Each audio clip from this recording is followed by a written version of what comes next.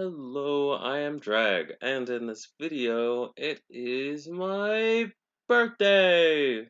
I'm sure I speak for the whole world when I say whoop-de-doo. So, in this picture, I'm going to be working on a sort of tradition that I accidentally started on my 21st, the very first playbill I ever made for a show called The 21st. I actually am not sure what possessed me to make it a playbill. I think my thought process at the time was, you know what? Life is kind of like a show since I was really, really, really into theater at the time. Still kind of am. No, I made that playbill, and what initially. Anyway, I made that one. I made that first playbill, and it just kind of started this tradition where every year I just make a playbill for my birthday. What that initial show was about was actually I think it was what I was feeling at the time, sort of trapped in your own life, and you're not really like you want to go for bigger things, but at the same time, like the fear of success is what's holding you back, and that was actually kind of what the show was about. In universe, I believe Maxie was the one who wrote it for a thesis or a school play, no, or for a class assignment, and they had to perform it for the school that he was going to, and that kind of goes into the whole college update thing, and I'll touch on that in a second. But basically, this guy, the main protagonist in the story, is like a Jersey kid. I actually cannot remember his name. I can't remember his first name, but his last name was something like really Italian. His life was just kind of stagnating. He was doing just the bare minimum to get by, despite the fact that no matter what he did, he could always, get what he wanted. And it all just kind of culminates into just stuff hitting the fan on his 21st birthday. And that was kind of his wake up call. And then for the rest of the school, would it be the year? I don't know. For the rest of his time at this specific school, he does his best so that he can get into his dream school, OSU, because it has to be Ohio. OH.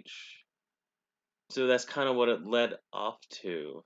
I mean, that's what that show was about. It was not a musical, I believe, in the universe, but in this playbill that I'm working on in this video, it was this show is was the show that he's actually watching. It's called Journey to the Central Cabinet, which was an original one by the theater that they work at, and it was going to be an introduction for Trent through the college update series. And for those who don't know, my college update series was kind of a thing that I accidentally made. Are you noticing a theme here? I accidentally make all of the products that I no longer continue. Now, the college update series was actually one that I really enjoyed making, but the main reason why I stopped was because they got they kind of felt like they were getting a little too ambitious for me, if that makes sense. No, that doesn't make any sense. What I mean is, each picture I felt kind of had to be bigger than the last one, and the last like each one had to be bigger than the last. Until like the next thing I knew, it was like, oh, I'm going through a total art block. I don't know why. I mean, I used to have fun doing these, and I think it was just the whole culmination of everything that was going on at the current time, or at least what I was experiencing. Basically, I should probably preface everything that happened in the college update series was canon for the characters. So, say like a character was introduced, that character was now canon. Uh, I'm sure if I didn't show off the first college update, I'll post it up now. But this was the very first one. This was the very first one, and as you can see, it looks bad. But this was like my first attempt at something. What I was going for in this original picture was like those old Disney comics from I don't even remember what they're called. But I mean, looking at the Disney thing is like I have no idea like where I got that bright green color from. All I know is that when I finished this picture, I was like, "Oh my god, I did it! I did it! I made like a thing!" And like it got a big response. Like people really liked it. So I kind of just like kept on updating it over and like maybe once every 4 days.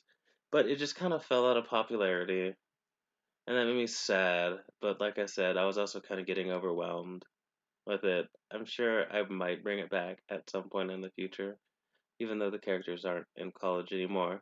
So I have no idea what to call it. I don't know. I guess I could figure that out along the way. Going back to the playbills, each playbill that I made was basically based on what I was currently feeling at that point in my life.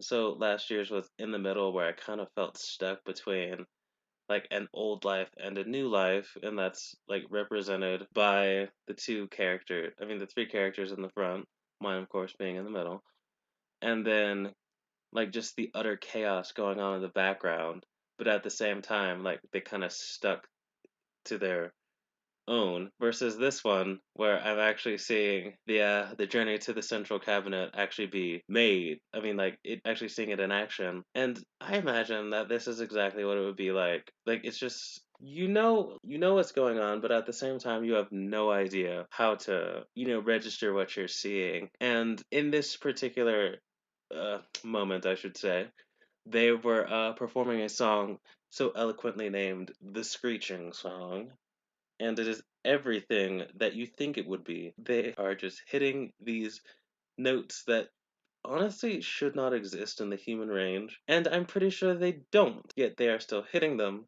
They're all. It is just a very nonsense show in my head, and how I imagined it being. But at the same time, oh god, I feel like I'm just kind of jumping back and forth, and this is like the rambling of a madman. I mean, that is kind of what it is, but what the show is slash was is basically about a space lieutenant, Rigby Langley. That's the character that Maxie plays, who plays, that guy. Maxie is playing that guy. And he's basically a bounty hunter or something, and he is hired by Trent's character. I think his name was Ulysses. I honestly can't remember. It was either Ulysses or something else. But he's like a noble of some kind, and you see him with that getup, you wouldn't think noble. So I mean, it just like kind of worked out, and the show just honestly makes no sense in my head, and that is exactly how I wanted it. And as I was like thinking about like stories that seem to make no sense, there's always sort of a method to the madness. So if something doesn't make sense as far as the story itself, in the universe there's always a way that it's justified.